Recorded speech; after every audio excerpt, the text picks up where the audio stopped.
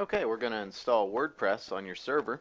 After you've uploaded the WordPress installation files and base files up to your website through your web host, you're going to want to go to your URL, and then this site's going to show up first. And you're going to want to click on Create a Configuration File. This is the prerequisite stuff it's going to ask you before you install. So you're going to click here on Let's Go.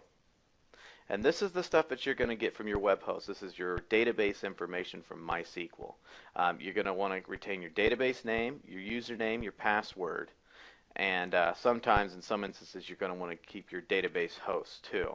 A list of them is right here. If you are on 1&1, DreamHost, GoDaddy, ICDsoft, Media Template Grid Server, Pair Networks, Rackspace Cloud, Yahoo, or TopHost, there's a chance that you might actually be changing the database host information. But in this example, we won't really need to. So, okay, I'm going to enter my username and my password, and my database host is staying the same. It's going to be localhost. Your table prefix is used in case that you need to install more than one WordPress in one database.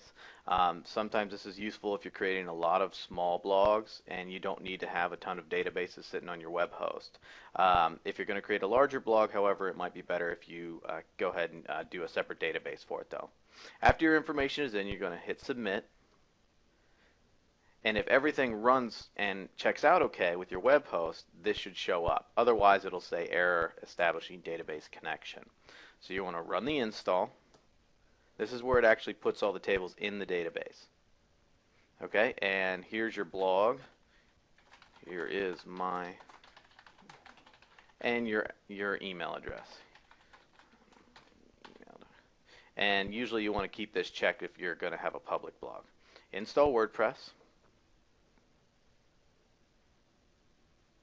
And here's your username and password. You are all set.